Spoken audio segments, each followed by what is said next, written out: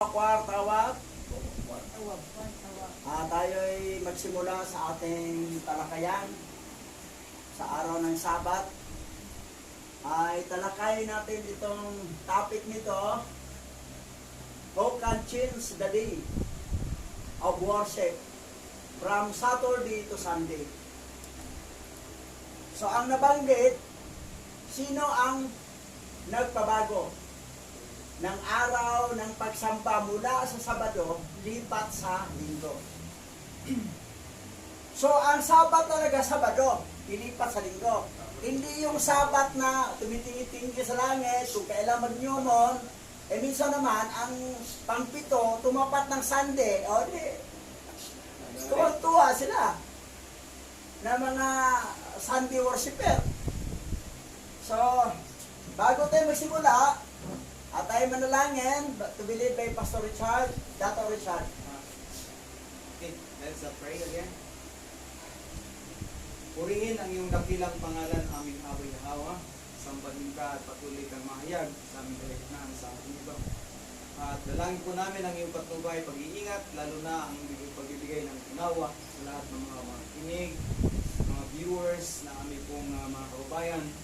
Patuloy po ang inyong pagpapala at ang hapong ito ay maging kalakasan sa amin at ang inyong pong mensahe ay magdala sa amin ng kalinawan, maunawaan na nilubos ang inyong layunin. Purihin ka sa pangalan ni Masaya Yausay. Amen. So, ipakilala muna namin ang aming sarili dito. Itong bandang katabi ko, siya po si Dato Carlos Villar.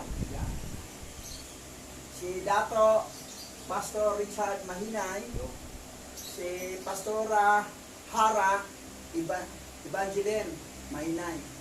Kasawa sila. Ako naman, si Punong Dato Eusebio Boy Alima. So, kami yung mga remnant Hebrew Israelite na dito sa bansang Pilipinas.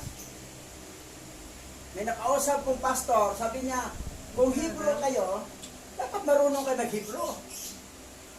Sabi ko, Pastor, naintindihan mo ba salitang remnant? Nalalabi? Ibig sabihin, kalimutan ang original language kasi napunta sa isang lugar na iba ang mga lingwahe. Remnant nga eh. Pero, huwag kang mag-alala, nag-aral na rin kami ng Hebrew. Marunong na rin kami sa Hebrew. Pero hindi pa masyadong expert. Pero marunong na rin. Kasi remnant nga eh. Halimbawa, ang isang bata, Pilipino, dinala sa Amerika, bininta sa magulang. Ang bata nagsalita, English speaking. Walang Tagalog na mapakinggan ng bata. Pero Pilipino. Pero anong salita ng bata? English. Di ba marunong mag-Tagalog? Yun ang remnant. Na may mga Hebrew remnant, hindi marunong mag-Hebrew kasi nakatira sa bansa na hindi sariling bansa. Remnant niya eh. Yung aralin yung salitang remnant para maintindihan. Kami ang mga remnant na Hebrew Israelite na nagkalat sa 4 na sulok ng mundo. Mabasa yan sa Isaiah chapter 11 verse 11 to 12. At nabanggit doon puno ng karagatan. At ano yan? Pilipinas. Kasi, biro mo na 7,000 mo na 7,000 tayong mga island sa Pilipinas. At na-prophesy pa na ang mapunta rito sa silangan ay mga tribe of Manasi. Nasa prophecy yun eh. So, karamihan dito, tribe of Manasi. Hebrew remnant Israelite. Ngayon, talakayin natin to dahil gigisingin nga namin ang remnant. Kayong mga hintel, lalo na hindi elect, di talaga kayo maniwala. Di na namin kayo pilitin. Pero ang mga hintel na elect, maniniwala yan. Kaya lang, hindi yan sumunod sa Torah eh. Kasi hindi naman sila Hebrew Israelite eh. Pero elect sila. Maniwala sila sa tunay na pangalan, Yahweh. Yahweh siya, yung nagkatawang tao. Pero hindi sila sumunod ng Torah. Pero ang mga remnant Hebrew Israel, sumunod talaga ng Torah. Pero hindi ibig sabihin na ang Torah, ang cause ng kaligtasan, grasya pa rin, grace pa rin. We are under grace by the blood of Messiah Yahweh na si Yahweh, nagkatawang tao, nagsin ng blood. At isa sa kultura, kailangan sa Sabat magpahinga. Kaya ang problema dito sa Pilipinas at sa ibang mga na nahawak ng Roman Empire, yung Saturday na Sabat, dilipat sa Sunday. Ito yung talakayin natin ngayon. Na sino ang nagpabago ng araw ng pagsamba mula sa Sabado, lipat sa Linggo. Who changed the day of worship from Saturday to Sunday? Ito. Saturday, no work, church race, pahinga. Pero dilipat sa Sunday, who changed the Sabbath? Ito yung talakayan natin ngayon. Ngayon ito, basa. Ano ang orihinal na araw ng Sabat? Sabado. Ang Sabat. Ang Jewish Sabbath mula sa Hebro na Shabbat, to rest, ay ipinagdiwang sa buong taon sa ikapitong araw ng linggo, Sabado. Ayon sa tradisyon ng Biblia, ginugunita nito ang orihinal na ikapitong araw kung saan nagpahinga si Alahayam pagkatapos makumpleto ang paglikha. Nakuha ko to sa ano ha, na ang Sabado talaga ang Sabat, hindi Sunday. Kaya lang, paano nangyari nga nalipat? Eto, basa. Noong Marso 7, 321, gayunpaman, naglabas ang Romanong emperador na si Constantine I ng isang kautosang sibil na ginagawa ang linggo bilang isang araw ng pahinga mula sa paggawa na nagsasaad ang lahat ng mga hukom at mga tao sa lungsod at ang mga manggagawa ay magpahinga sa kagalang-galang na araw ng araw.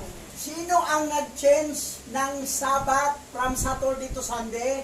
Ito si Emperor Constantine I. Noong March 7, 321 AD. Anno Domini. Para ang purpose, Veneration Day of the Sun. Para sa kagalang-galang na araw ng araw. Ibig sabihin, itong araw nito, igagalang to. Kasi ano tong araw? O araw na nagliwanag sa atin. Anong tingin nila dito? Ayan. The truth is coming out. The Sabbath is not on Sunday. Hindi talaga, dyaryo yan ha. Kita. Hindi talaga ano. Ngayon, ang purpose, ito. Sunday is well known as the first day of the week. Well known talaga, kahit tingnan mo sa kalendaryo. First day of the week. Sabbath, the Hebrew word signifying rest. Signifying rest, kaya lang ginawang Sunday. Was the name given by Hittin of the first day of the week because it was the day on worship, on which they worship the sun. Yun pala, dilipat Sunday para sambahin ang araw. Yan pala ang pinaka-purpose ni Constantine the Great o the First. Ngayon, ito. Ito nang bala din pa son.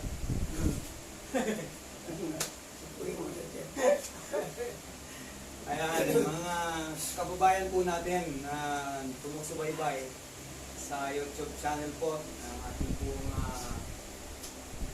bishop. Ito yung nakaugalian ng bansang Pilipinas pagkatapos po na sakupin ng Kastila sa loob ng halos 400 years na dumating ang Kristyanismo sa Pilipinas. Originally, ang Sabbath ay Hebrew rest day. Ang Sabado or Sabbath ay rest day po yan ng mga Hebrew Israelites. Ayon po sa batas na sinusunod nila nung panahon ng ating mga ninuno na itinakda ng Yahweh pagkatapos niyang makumpleto ang kanyang paglikha is Sabat, at ito ay mababasa natin sa Tagalog, Sabado.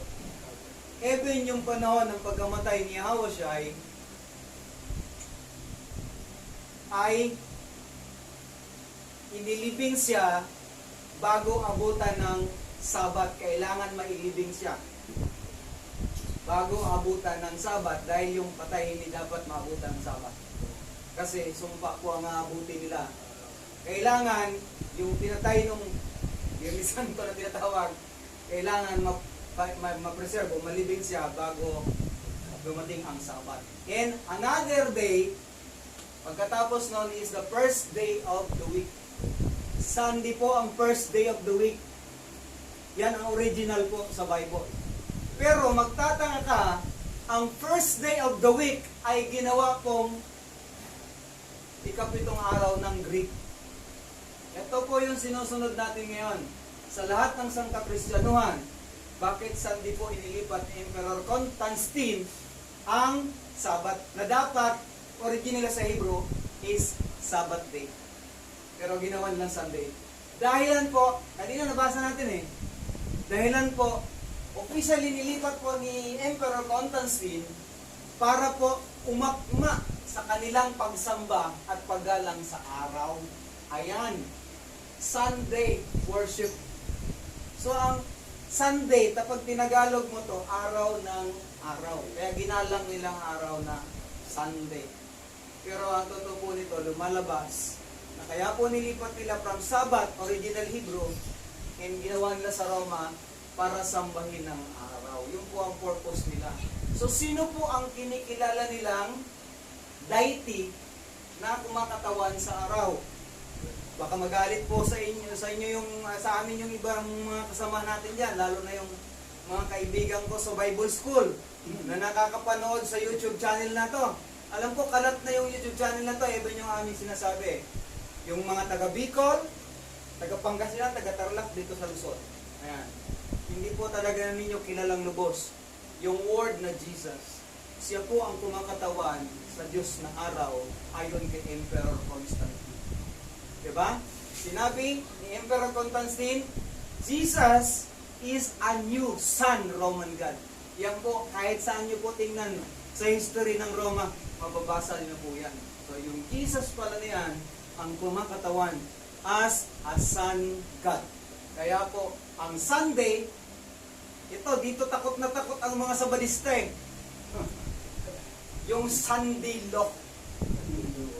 So si Emperor Constantine, pagkatapos niya po i-declare ang Sunday officially na maging rest day, ang hindi po sasamba sa araw ng linggo ay papatayin. Yan po ang kanilang ginawa. Kaya ang mga Sabadista, ganit o takot na takot sa Sunday law. Pero po ako nakausap niya sa Ligos. So mga kabayan po natin, the truth will set you free. Yun ang sinasabi ko sa New Testament na ginamit Jesus, no? Kung ang katotohanan ay nasa iyo, ang katotohanan na magpapalaya sa iyo. Yan yung Sir Bernard. So, nakita ninyo yung revolto na ito.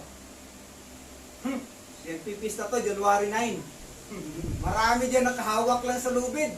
Huli na. Pero pagkatapos, bumitaw sa lubid, naglasing na naman. O yan. Ilalagyan yan. Yung Black Nazareth. Yung kanyang corona ay kumakatawan po sa sinag ng araw. Meaning, ang revolto na ito ay araw. So, Son God. Ito siya. Son of God. Yung anak daw siya ni Gadriel, siya si Son God. So, makikita natin kung bakit lahat ng obelisk or simbolo na hinahawakan ng mama na yan ay may bilog na may mga sinag. Makikita ninyo, so sila po ang symbolic ng araw. So lahat po ng wino-worship nila ay tungkol po sa araw. Kaya tinapat nila ang pagpupuri ng mga Kristiyano ay araw ng linggo.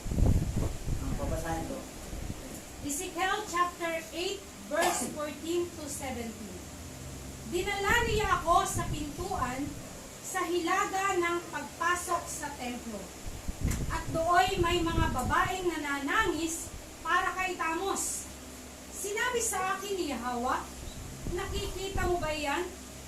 Masahol pa riyan ang makikita mo.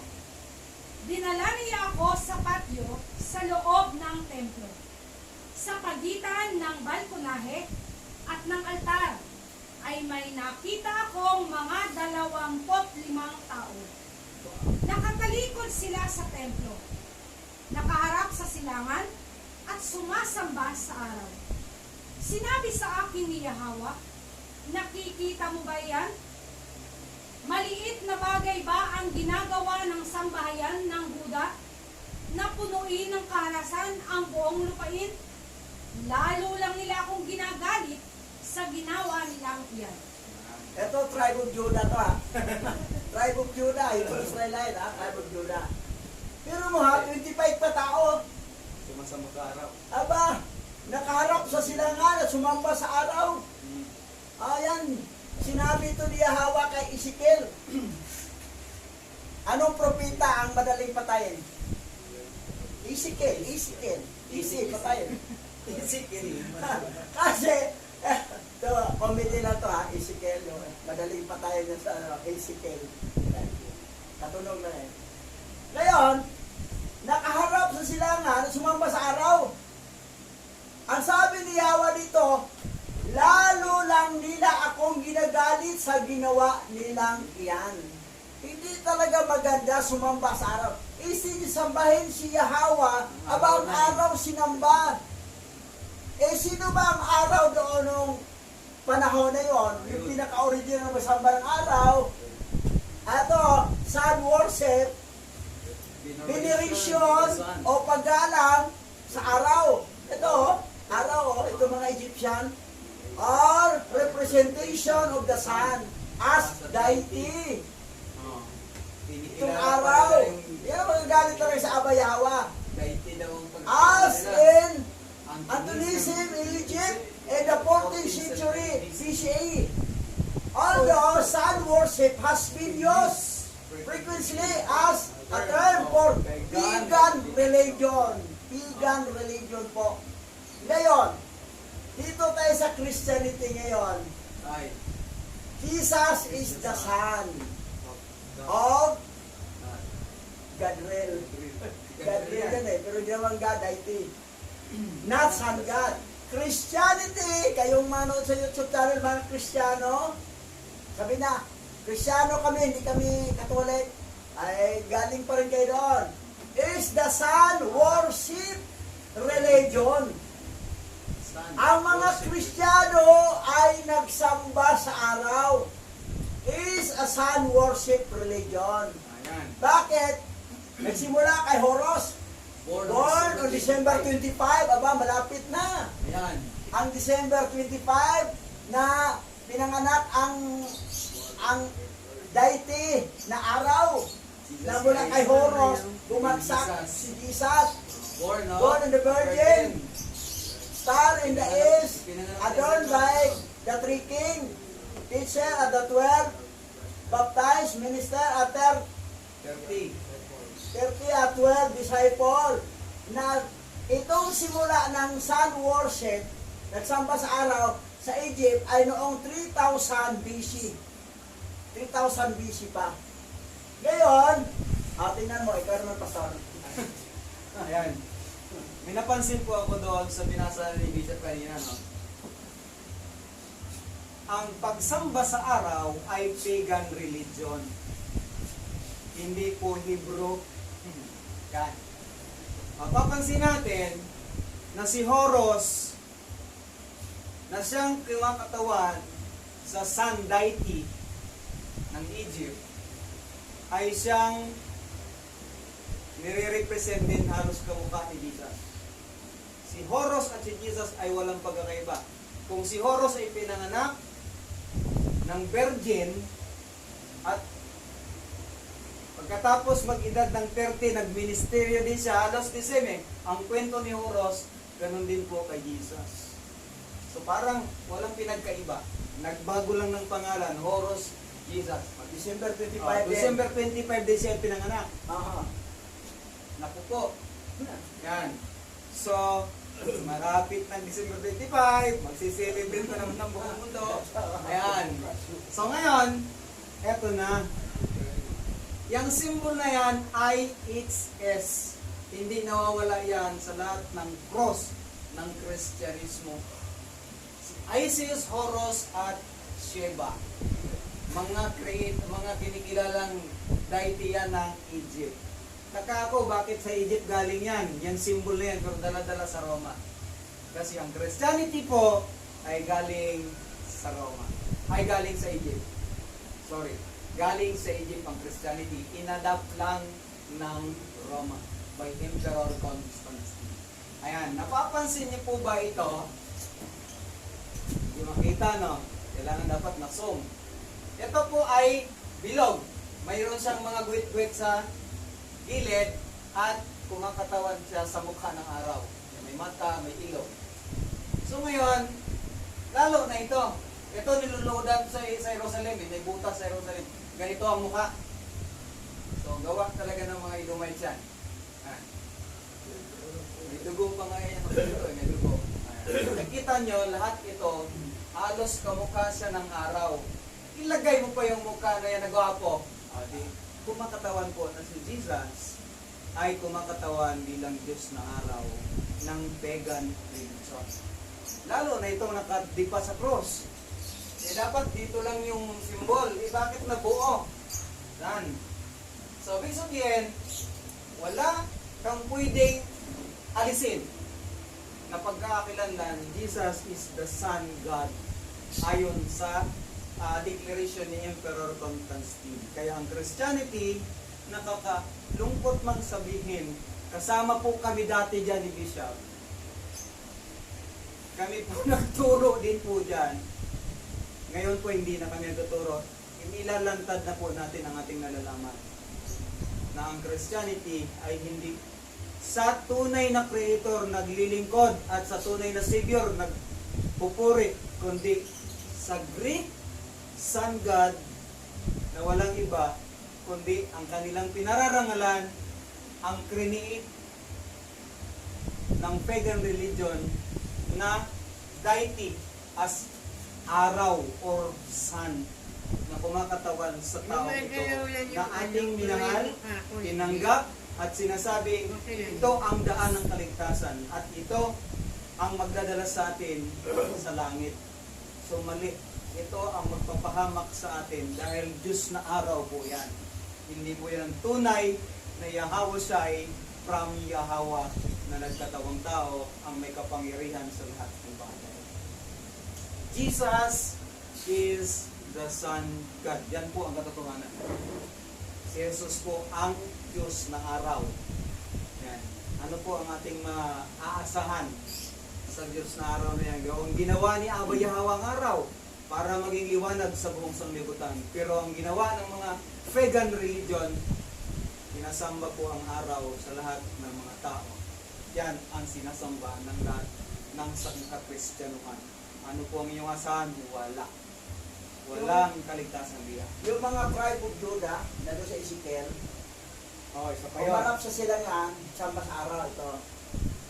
Ngayon, itong kapanahonan natin, sino yung araw na naraban? Ito pala. Ito, Oo. Jesus. Sikat to sa buong mundo eh. Pinaglaban nila eh. Kasi naghimala to. Is, hindi naghimala, tatlong fallen angel na nasa kanya. Apat. Apat pala. Apat. Si Horus. Ay, Perseus. Madami. Madami, no? Madami.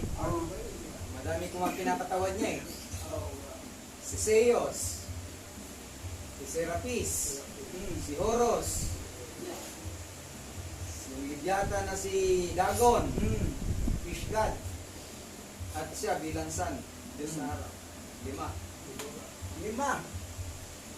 5 fallen angel, magsamit yan, malaki ang himala talagang magawa. Eh si Mastima nga, kaya niyang ipaghimala yung mga mangkukulan eh. Yung mga salamangkero. Makagawa din ng ahas ito. Oo. Ito pang lima ang fallen angel na sa pangalan Jesus Christ, yung Jesus.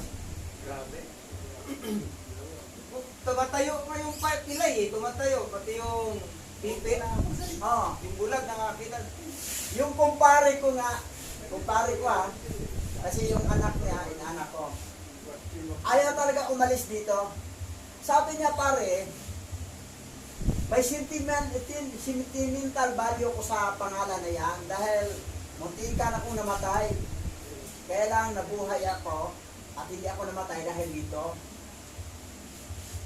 So, pinagtiwala mo ba ang kaluluwa mo dito? Dahil lang nabuhay ka, namuntik kang namatay? Kaya lang. Hindi makapaglinglan si Satanas kung wala siyang himala. Binanggit niya sa Revelation na maraming nalinglan niya dahil sa kanyang himala. Pero sa binigyan sa ng kapangyarihan para gawa ng iwala. Ngayon, kayong mga Kristiyano, kami, hindi na kami Kristiyano Sayanik na kami. mga masayanig kami. Dahil siya kao siya ay masaya. Ang Christian ay worship the sun. Nagsamba sa araw. Sa mga tribe of Judah noong panahon na kinagalit ni Abay Hawa, Sumamba siya. literal yung araw hinarap na sinamba. Pero ito ngayon, ang linglang ni Satanas, Hindi na yung araw, ito na yun. eto na, yung Jesus. Yung pangalan na. Pangalan na. Layo na no? Yan, worship the sun. Linglang talaga. Hindi na yung mainit ang sinamba. Tingnan mo naman ang mother church niyo. Ayan. Ang mga born again Christian, ang mother church niyo, Roman Catholic. Catholic Christian. Tingnan mo, Hinangat pa. sun worshiper. Di ba? Sunday rin kayo. Ah, Hindi naman Sunday ang nakalagay Saturday ang Batas, pasama-sama pa yung prospero. Ang iba namang mga Hebrew Israelite na rimnan na Pilipinas, sinunod nila yung kay Moses na turo din ng Egypt na tumingala sa langit kung kailan magnomon. Ayan. Ayon. Pag magdilim na, walang makita, daming alapaap, tumingin na sila sa kalendaryo. Ano bang yung tubuan ito? Ito. Ayan, bilangin niya pang 7, Sabat. Tumama ng Sunday. Nag-worship na Sunday rin. Di sun worship pa rin. So, wala talaga. Ayan, tingnan mo naman Yan. sa dami.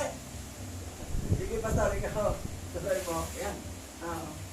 So, hindi na po namin kayo pipilitin. Kasi alam po namin, sa lahat po ng ayaw kaming paniwalaan, alam ko gagawa kayo ng exit puente para hindi po ninyo tanggapin na si Jesus ay kumakatawan sa Diyos na araw ng mga pagan at ang pagsamba sa araw ng linggo ay pagsamba sa araw. Ano kung hindi ninyo tatanggapin ito kagad-agad? At katulad po ng sinasabi ni Bishop, ang mga tatanggap lang sa aming pinapahayag ay yung pong mga remnant ng Israel. Yung mga lahi po ni Jacob na nagkalat sa 4 na sulok ng daigdig. Ayon po sa Isaiah 11:11. So, lahat po tayo ay nalinlang sa matagal na panahon. Akala ko nga dati talaga nakikipagbuno pa ako nun sa balista eh. Sabi ko, Tay, taga Negros po yun, alam niya. Sabi ko, Tay, hindi Sabado ang pagsamba. Linggo talaga. Iyak, umiiyak yung matanda. Dahil sabi niya, ako din daw ay naloko. Tama siya, may point siya. Kaya lang, ang kanya lang mali. Ang kulang niya lang, no? Tama yung sabat nila eh. Ang kulang lang sa kanya si Jesus. Dapat tanggalin niya yun. Kasi sabi ka si Jesus eh. So mga kababayan, bakit hindi ninyo i-analyze at pinipilit ng mga tao na to, ng mga head ng Catholic Bishop, na laging itinataas po nila ay ang simbolo ng araw. Hindi ba niyo napapansin? Pero yung pangalan na nasa Bible, ang kinikilala natin, akala natin walang kinalaman yon. Akala natin hindi siya connected sa mga bagay na to. Pero ngayon, napansin natin, nalaman natin na yung mga itinataas nila bilang araw symbols ay kinakatawan ng pangalan ni Jesus. Ayan. So ano po ba kung haantay natin dito? Kailangan pa ba na ito ay mabulgar pagdating ng ending, ng pagwawakas? O sa oras na ito, malaman natin Ngayon pala mga emblem na yan, mga symbols na araw na yan ay kumakatawan kay Jesus. At ang lahat ng sumasamba kay Jesus ay sumasamba sa araw. Mga kababayan po namin, mga mahal naming mga mahal sa buhay, mga kamag-anak ko, alam ko hindi limit sa inyo, napapanood nyo na to sa YouTube. Sinasabi ko sa inyo, itong mga simbolo ito ay araw. Kinakatawan po ito ng pangalan ni Jesus. At lahat po ng Christianity ay sumasamba sa araw ng linggo. Meaning, sumasamba sila sa araw. Sunday worship ang tawag sa araw ng pagsamba sa araw ng linggo. Kaya, alin man ang inyong gawin, Sunday worship, yung araw ng linggo, or kayo ay manalangin dito, tumingala, dahil ito talaga, sinusunod yan. Heaven kay Jesus, araw na po ang inyong sinasamba. So, anong mangyayari dyan? Ang sabi sa Ezekiel, galit na galit si Abba Yahweh kapag ang kanyang mga tao ay sasamba sa araw. So, kung mga hindi kayo elect, hindi kayo kabilang sa remnant, hindi kayo hentil na pinili, walang problema. May problema. Pagkagalitan tayo ni Abba Yahweh. Pero kung kayo ay hentil na hindi elect, walang problema. Kahit sabayin nyo ng ilang beses yan, hindi kayo papaluin ni Abba Yahweh. So makikita natin, nung dumating ang mga bagay na ito na sinamba natin sa bansang Pilipinas, kalamidad na walang tigil, pagputok ng bulkan, paglindol, at kung ano-ano pang klase ng mga kalamidad, pinatawagan natin ang Jesus na yan para proteksyonan tayo at ingatan, parang hindi siya nakikinig-bingi. Bakit? Wala naman siyang pakialam sa kaligtasan natin eh. Wala siyang pakialam sa kaligtasan dahil siya mismo ang nagdadala ng kapahamakan sa atin. Katulad ng mga simbolo na ito na kumakatawan kay Jesus, wala siyang pakialam kung hatol pala ni Abba Yahweh ang tunay na creator ng Hebrew ang tanggapin natin. Kaya simula ngayon, kapag mapakinggan po ninyo ito, maghunos dili na po tayo. Mag-isip-isip tayo, tanggapin, isipin ninyo, remnant ba ako? Ako ba'y kabilang sa lahi ng Manase? Na ayon sa propesya na ang bansang Pilipinas ay more na mga lahi ni Manase. So, ang pagkakakilanlan po, ayan, itong damit po na ito ay meron pong perintas ang laylayan ng damit. So, Ifugao at iba't ibang klase ng mga tribe ay meron pong mga perintas ang laylayan ng damit. So, mga kababayan po namin, ang Sunday worship is worship the Son. Sabi ng nanood, sabihin nila na, hindi naman kami Katolik yan eh. Born again Christian kami. Mga evangelical kami. Mga Protestant kami. Katolik yan eh. Hindi ba niyo alam na kayo mga Protestant, mga born again, galing kayo dito? O yun. Kadibati ko yung dati, yung Catholic Defender. Sabi niya sa akin, kayo mga born again Christian, wala naman kayong sariling Biblia eh. Yung Biblia ginamit mo, Biblia namin yun eh.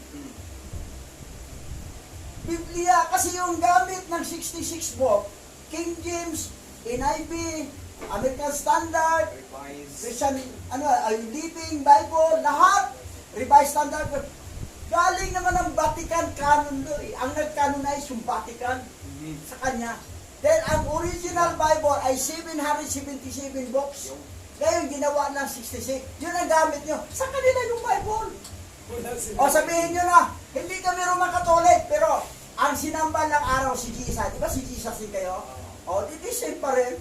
Hindi sabihin nyo, hindi kami Catholic, Christian kami, born again by grace. O, by grace, pero ano bang kinikilala ng Katoliko? Di ba Jesus Christ? O, Jesus Christ. Hindi same. Kinikilala nila anong God? O, God din kayo. O, yung nyo, Amen. O, Amen din. Panginoon. O, Diyos sa Tagalog. O, kapag di same. Kunwari lang, giiba lang ang pangalan kasi kasi Martin Luther ayaw magpasakop sa Katolik. Paro yan siya eh. Kasi ang Catholic Church ay monarchy, yung theocratic.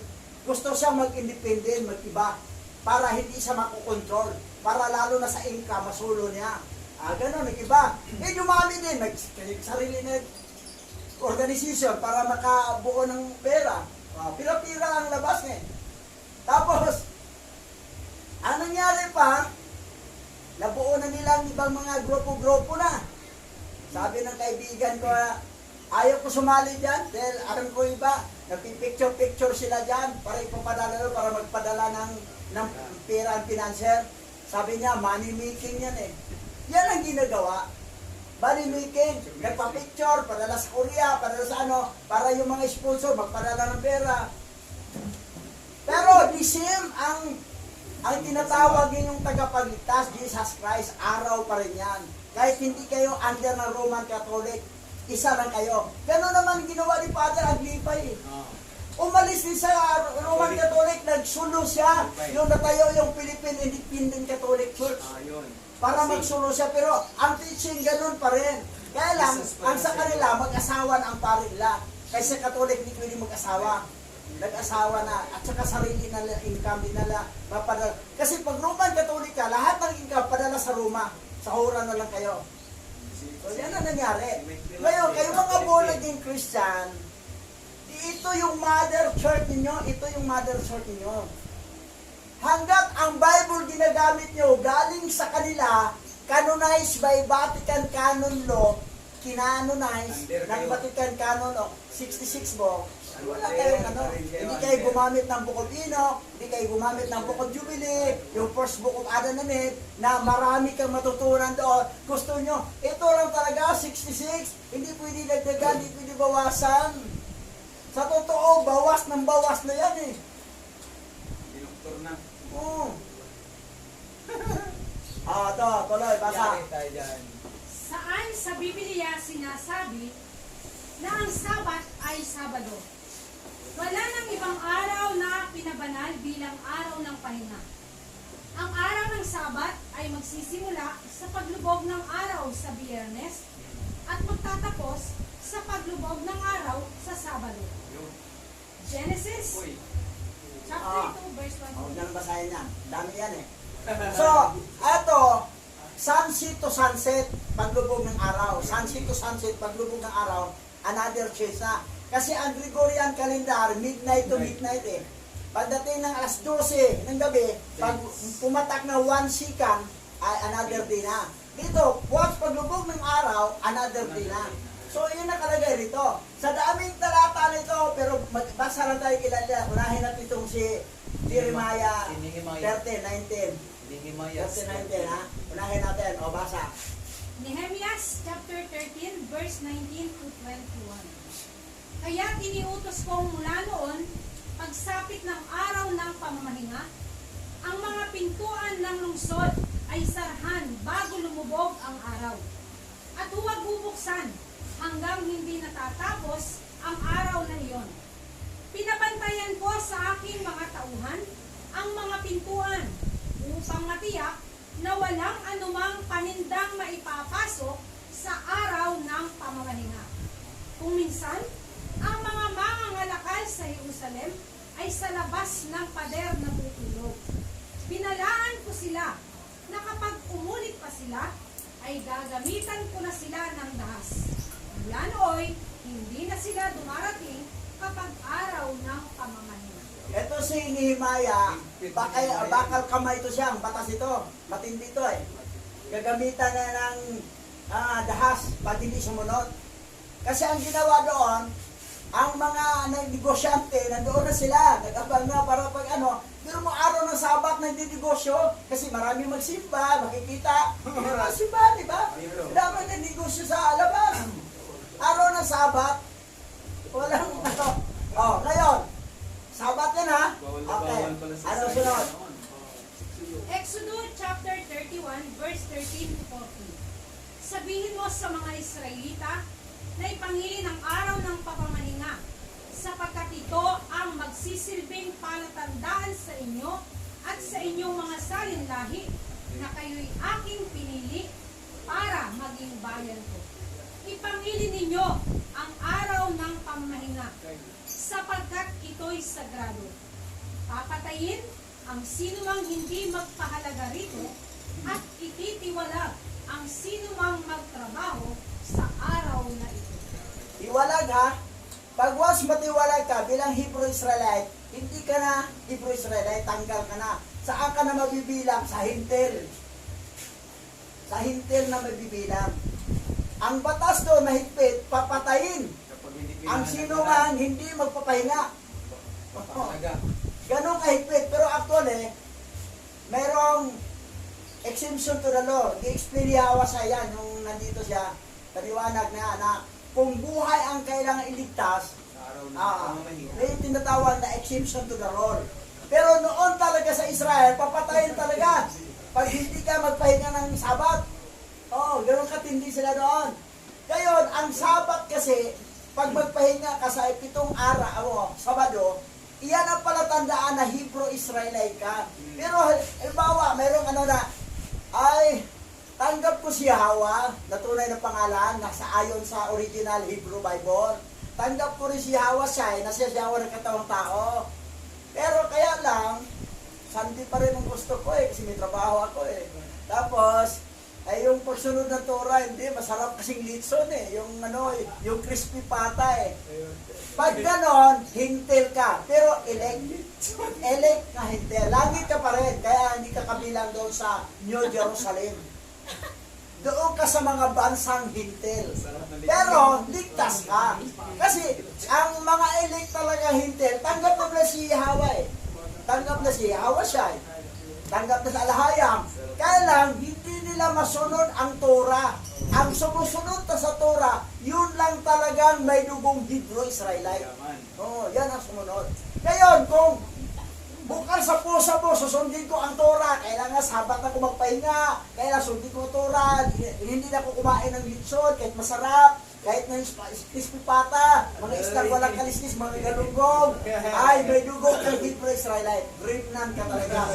Pero, sabi, tanggap ko si Hawa, tanggap ko si Hawa, hindi ko maiwanan to. Hintel ka, hintel. Pero, elect na hintel. Okay, tuloy natin. Basa. 6 na araw kayong magtatrabaho, ngunit ang ikapitong araw ay araw ng ganap na pamamahinga at nakalaan para sa akin. Papatayin ang sino mang magtrabaho sa araw na ito. Ipatigilin ito ng lahat ng inyong saling-lahi bilang tanda ng tipan. Ito'y isang palatandaan ko at ng bansang Israel, at ito'y mananatili habang panahon. Sapagkat sa loob ng 6 na araw, nilikha ko ang langit at ang lupa at nagpahinga ako sa ikapitong araw. Ngayon, may nag-asa na Hebrew Israelite sila. Hebrew Israelite ako, alam ko na pagdating ng New Heaven, New Earth, and New Jerusalem, doon ako makatira sa Jerusalem, sa Israel. Ngayon, nagtaka sa pagdating doon, bakit hindi ako dito? Dito ko sa mga bansang hintil. Pero New Heaven yan, New Earth. Kasi ang New Heaven, wala na kasi itong old kasi butas-butas ang ozone layer na magkaroon ng global warming. Yan. So, bago na talagang langit at bago ang lupa, New Earth at New Jerusalem. At sa New Earth, may iba-ibang bansa mga hintil. Kaya nangyari, bakit nandito ka? Ang tanong doon, sa araw ng Sabat, nagpahinga ka ba? Kasi minsan hindi Kasi sira ang motor ko. Tapos wala pamasahe. Hindi ko nakahiram ng bike. Ayan. Doon ka sa hintel. Kasi nagtatrabaho ako hindi ko hirap kasi para makabili ko ng mabayaran yung bahay ko. Ayan, doon ka sa hintel. Bilang ka na sa hintel. Tanggal ka na bilang Hebrew Israelite. Ganon. Pero ang kaligtasan, hindi naman wala. Kasi naniniwala ka naman na ang dugo ang nag-shape sa'yo ni Yahweh. Sanabi ng Yahweh kay Adan na magkatawang tao siya magsin ng blood at mabalik ka sa Garden of Eden, sa Kingdom of Heaven, hindi lang ikaw, kundi ang iyong mga binhi ni Adan, kay Seth, lahat. Pero yung binhi ni Gadriel, binhi ni Mastema, ay hindi yan elect. So, Ano nangyari? Sa langit ka pa rin. Kaya lang, pag Hebrew Israelite ka, na hindi ka natanggap kasi minor lang kasalanan mo, bangkita ka lang, titira. Walang mansion. Pero kung medyo malalala ang kasalanan mo, hindi ka na mabilang doon sa New Jerusalem. Doon ka na sa bansang hintil. Yan ang nangyari. Ngayon, tuloy tayo. Basa. Kapag nadala ko na sila sa lupaing mayaman at sagana sa lahat ng bagay, tulad ng aking pangako sa kanilang mga ninuno, mamumuhay na sila ng sagana at tiwasay. Ngunit sasamba sila at maglilingkod sa mga Diyos-Diyosan. Tatalikod sila sa akin at sisira sa aming kasunduan.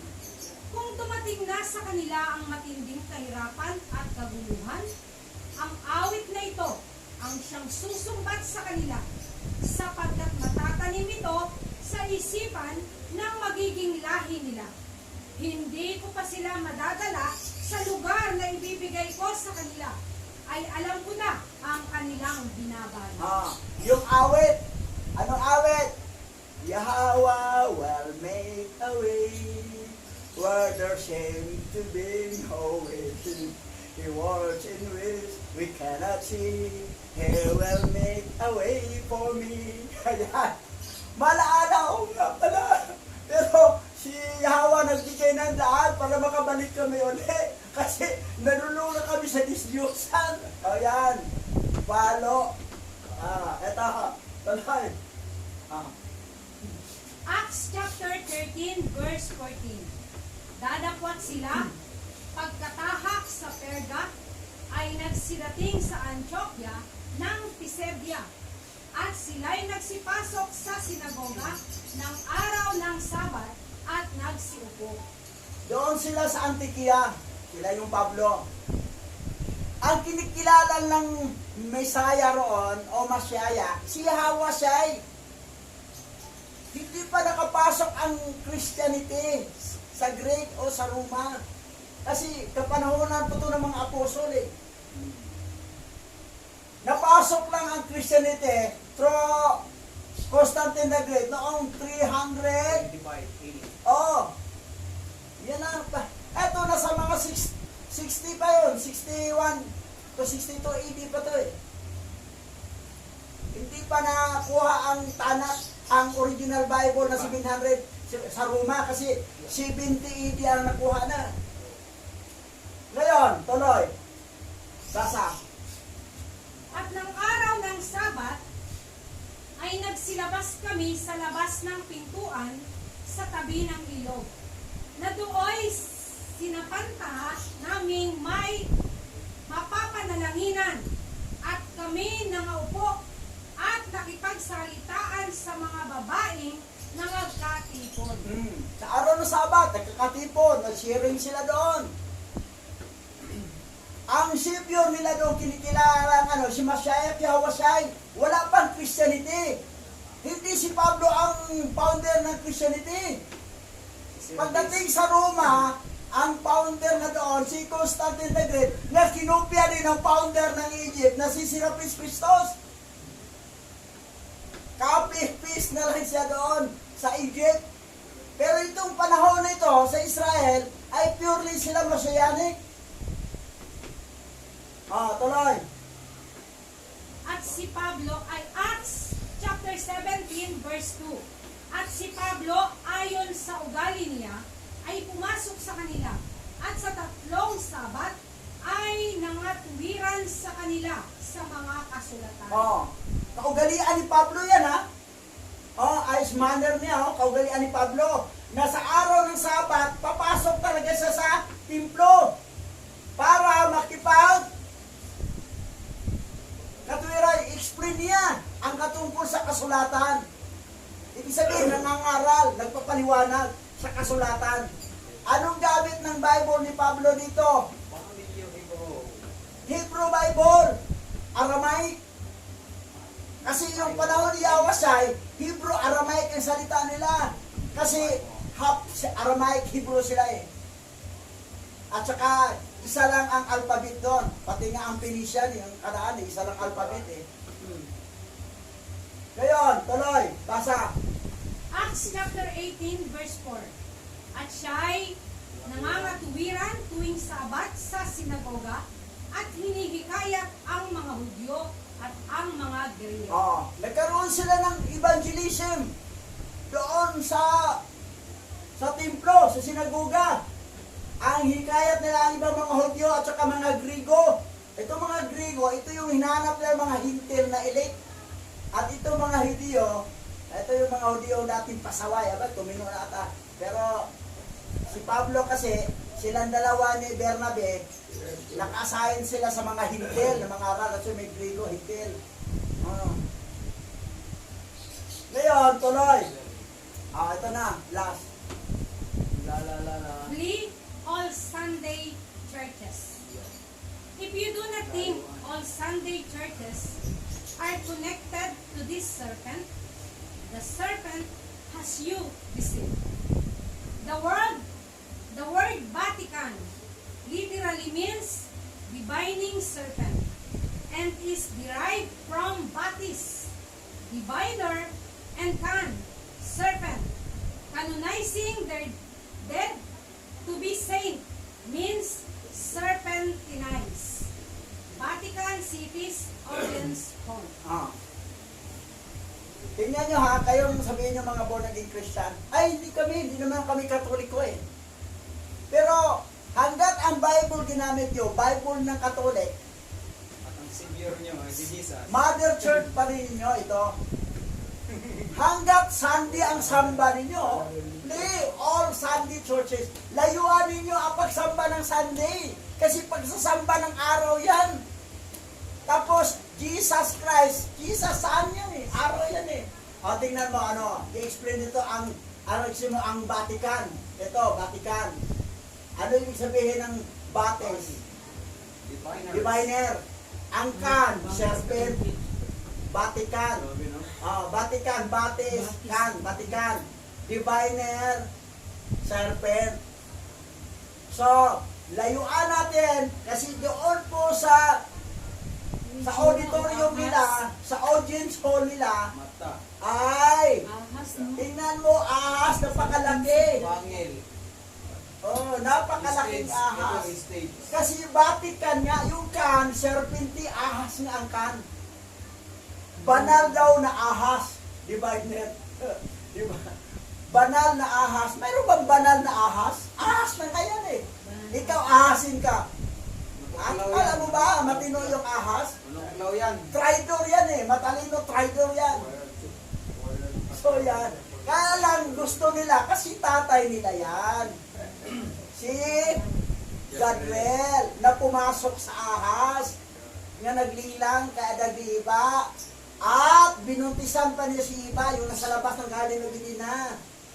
At ang anak, Kambalsin, Kain, at saka si Luluwa, at ang mga lahi niya.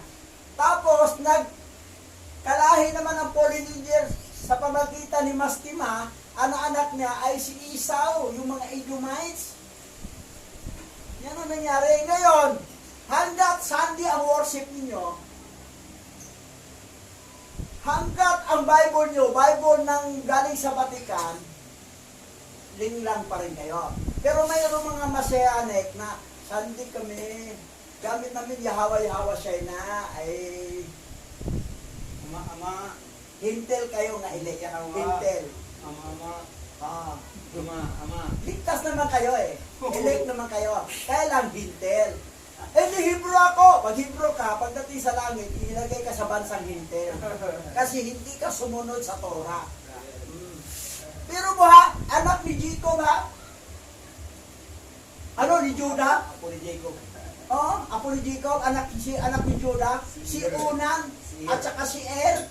Hanggang sa pagka-Hebrew, doon na sila bilang na sila sa mga hintel. Si Unan na walang kulambo, walang kumot. Si Er na mayroong tainga. So yan. So, ngayon, magpaalam na kami. Tama na kasi bubugsa. Pero sinabi na namin ang katotohanan kasi gigisingin na namin ang mga remnant Hebrew Israelite. Pati yung mga hintil na elect, gigisingin namin. Ngayon, mag-closing prayer na tayo. Hara, Pastora Evangeline, closing prayer tayo. Tayo po ay manalangin. Purihin ka, Aba Yahawa, sa pagkakataong ito. Maraming salamat po sa kaalaman, karunungan at pangunawa na patuloy mong ipinagkakaloob sa bawat isa sa amin. Salamat rin po sa paggabay mo sa amin para patuloy na pagtuklas sa katotohanan at magising kami sa katotohanan at magkaroon ng pagkakataon na paitama ang aming mga pagkakamali, ang aming mga maling paniniwala, at mamulat kami sa tamang katuruan, at ang aming pagkaligaw ay mapalitan ng tamang landas. Salamat, Abay Hawa, sa katotohanan ito na aming ibinahagi ngayon. Pagpalain mo po ang mga makikinig, manonood sa YouTube channel na ito. Ikaw ang siyang mapapurihan at maitaas. O aming Abay Hawa, ito po ang aming dalangin. In the name of Yahweh Shai, Yaman. So mga nanonood sa YouTube channel nito, huwag kayong magsawa dahil para magising kayo, baka rin ng Hebrew Israelite kayo o either hintil kayo na elect. Dahil ang hintil na elect, safe talaga yan. At ang rin ng Hebrew Israelite, hindi lang dito sa Pilipinas, ang YouTube channel, buong mundo ito, makakarinig. So, ang iba naman, itatranslate nila to sa English o sa anong lingwahe nila. Mayroon tayong translator na Tagalog ang biningkas nyo, pero pag i-translate nyo sa inyong lingwahe, maintindihan nyo, ano ba ba sa amin, parang ano na yung lingwahe na ninyo. High-tech na ngayon. So, huwag kayong magsawa, mag-comment kayo, kahit English, anong lingwahe, kasi itatranslate ko rin yun eh. Comment, subscribe. Be blessed. Shalom.